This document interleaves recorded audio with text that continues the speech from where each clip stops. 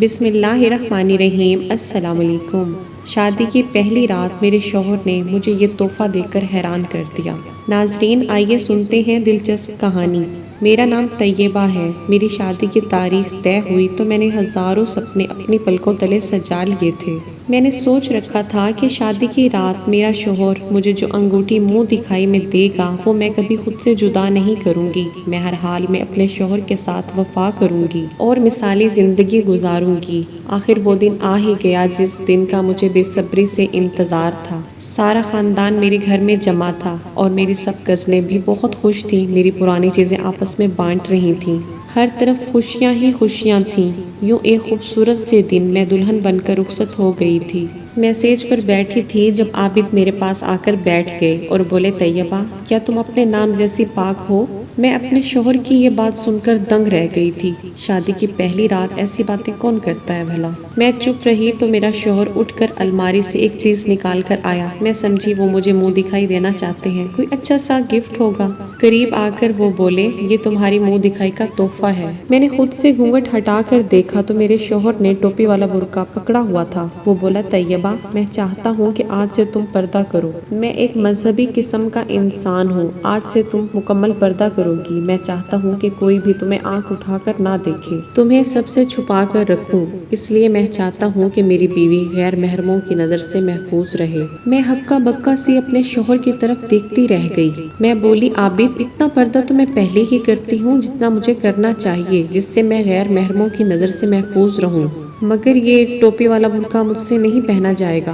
عابد ایک دم سے غصے میں آ گئے اور بولے، اگر تم میری بات نہیں مانو گی تو میں تمہیں جلد ہی چھوڑ دوں گا۔ میں گھبرا گئی تھی، اس لیے عابد سے وعدہ کر لیا کہ یہ برقع میں پہن لیا کروں گی، مگر سچ بات تو یہ ہے کہ میں عابد کی طرف سے بدگمان ہو گئی تھی۔ بھلا کوئی شادی کی پہلی رات ہی اپنی بیوی سے طلاق کی بات کرتا ہے کیا؟ اور کیا منہ دکھائی میں اس طرح کا تحفہ دیتا ہے کوئی؟ خیر اب میں ہر جگہ برقع پہن کر جانے لگی تو سب میرا مذاق اڑانے لگے تھے۔ ہمارے معاشرے کے لوگ ہی ایسے ہیں کہ اگر کوئی اچھا کام کرنے کا بھی سوچے تو اس کی اتنی دل آزاری کرتے ہیں کہ وہ اس کام سے باز ہی آ جاتا ہے۔ ایک دن میں پڑوس میں میلاد پر گئی تو ایک عورت میری طرف دیکھ کر بولی، عابد جیسے مرد خود تو ساری زندگی عیش میں گزار دیتے ہیں مگر اپنی بیویوں کی زندگی یوں ہی تباہ کرتے ہیں۔ مجھے حیرت ہوئی کہ وہ ایسا کیوں کہہ رہی ہیں۔ میرا سارا موڈ خراب ہو گیا تھا، اس لیے میں میلاد چھوڑ کر گھر واپس آ گئی تھی۔ شام میں ایک عورت ہمارے گھر آئی اور بولی، عابد کہاں ہے؟ میں حیرت زدہ سی ہو گئی تھی۔ میں بولی، آپ کون ہیں؟ تو اس عورت نے بتایا کہ میں دوسرے محلے میں رہتی ہوں، یہاں سے گزر رہی تھی تو وہ سامنے والے گھر کی لڑکی نے یہ خط عابد کے لیے دیا ہے کہ اسے تھما دینا۔ میں نے سر ہلا دیا تو وہ عورت اپنے گھر واپس چلی گئی تھی۔ میں نے کانپتے ہاتھوں کے ساتھ وہ خط کھولا تھا۔ اس میں جو لکھا تھا وہ پڑھ کر میں دھک سی رہ گئی تھی۔ خط میں لکھا تھا، عابد تم نے میری زندگی تباہ کر دی ہے۔ میں تمہیں بد دعا دیتی ہوں کہ تمہاری بیوی تمہارے ساتھ وفا نہ کرے، وہ تمہیں دھوکہ دے کر کسی کے ساتھ بھاگ جائے۔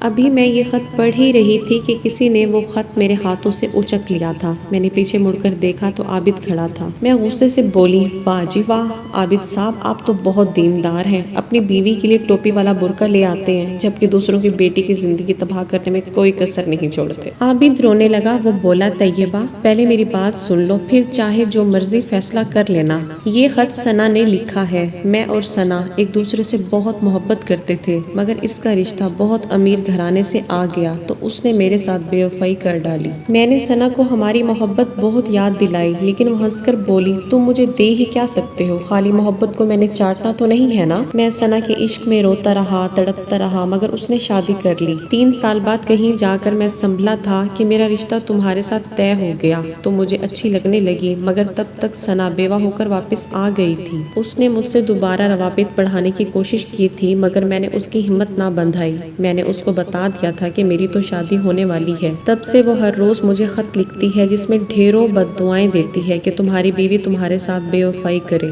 اب تم ہی بتاؤ کہ اتنی فرما بردار بیوی کو میں دھوکہ کیسے دے سکتا ہوں، کیونکہ جیسی کرنی ویسی بھرنی۔